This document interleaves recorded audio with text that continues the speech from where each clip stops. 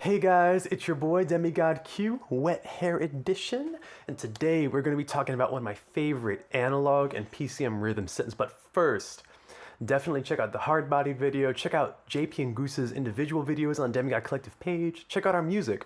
We are working really hard to create this content in our vision, and we do it for you guys, so we really hope you enjoy it.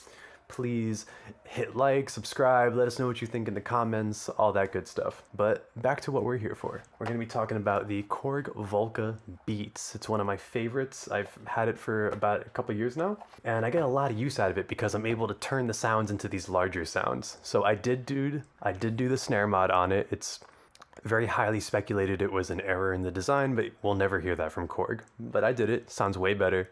Highly recommend it to anybody. There's a million tutorials on that. But we will be going in on how to make this thing sound bigger. All right, so for the uninitiated, let's take a look at our setup real quick. We've got the Volca Beats right here, and we've got the power supply in, makes it sound a little fuller and kind of separates it from the noise floor. I always use the power supply with any Volca whenever I use them. Got the MIDI in being triggered through Ableton, and of course our headphone to mono 1/4" adapter.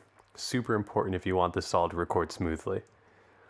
Look a little under the hood for our external instrument. We've got MIDI going through. Channel 10 is the channel that the Volca Beats uses. Super important. Hopefully, if I saved one person the headache I had to go through to figure that out, I did my job today. So let's check out what we're starting with.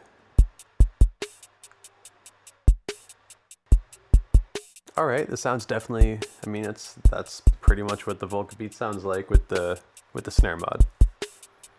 But we're gonna get from that to this. Now you see that sounds way bigger, but actually from a pure amplitude perspective, it's actually a little quieter. This is sitting around 2.9, this is negative 2.4. All right, so how do we do that? Let's break it down sound by sound. First things first, the kick. All right, so you'll hear that little dust in there. All I did was I put a gate on that. I already baked it in here so you don't see it here. But that is what I actually did that on pretty much every single effect on the snare, and I guess that's all on this one. So for that and the snare, I had the gate effect going on to kind of clean up the sound a little bit. There's a hum that kind of plagues everything. So that's a great way to kind of clean up and separate all your percussion. Moving to the snare. We've got a compression, some high pass. I focused the resonance a little to give it a bit more focus of a pitch, so it blended in with everything a little more. Some pretty standard EQ, bit crusher, a reverb, and that's pretty much it for the snare. Pretty straightforward.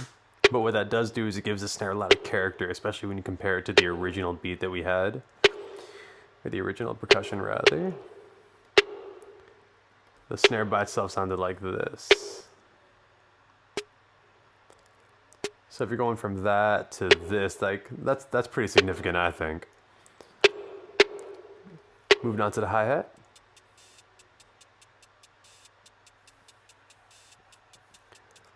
In the hi-hat, we've got just a crazy high pass because none of these individual sounds in this, of course, have a high pass. It's a budget unit. So the hi-hat goes all the way down to the kick register. So you have to clean that up like crazy. And I'm doing that before applying any effects because that's the original sound that I want to treat everything with. So that's what we've got going on here. The micro shift gives you some stereoization. Compare that to the original. I mean, it's a little louder, but let's see if we can line that up to give you a better comparison. Something like that. Can kind of hear the dust and the width in there, kind of giving you a little bit more character. Last but not least, this one's a little bit more extra credit. I ran the entire drum kit through an envelope filter pedal. Not this one, like my own real one.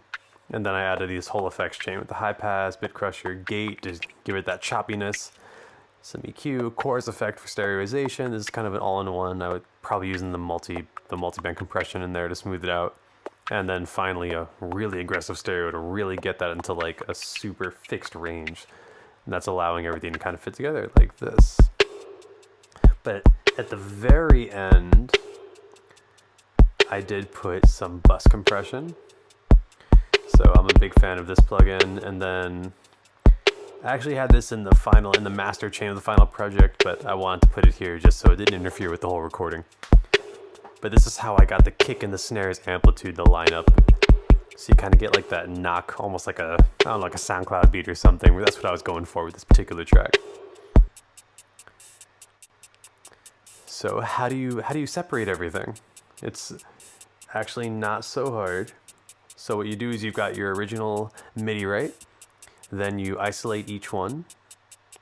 And I did that by clicking on these here, and then if you click the 0 button on your keyboard, it'll automatically mute the ones that are highlighted. So now we've got our kick isolated, our snare isolated, and our hi-hat isolated. From there, you're gonna right-click, hit freeze track, and when you do that, it's gonna record everything in real time. It's gonna turn it into a WAV file, which that's what I did. I then pasted over here and did all the stuff I explained earlier. All right, so let's play that all back one more time. Going from this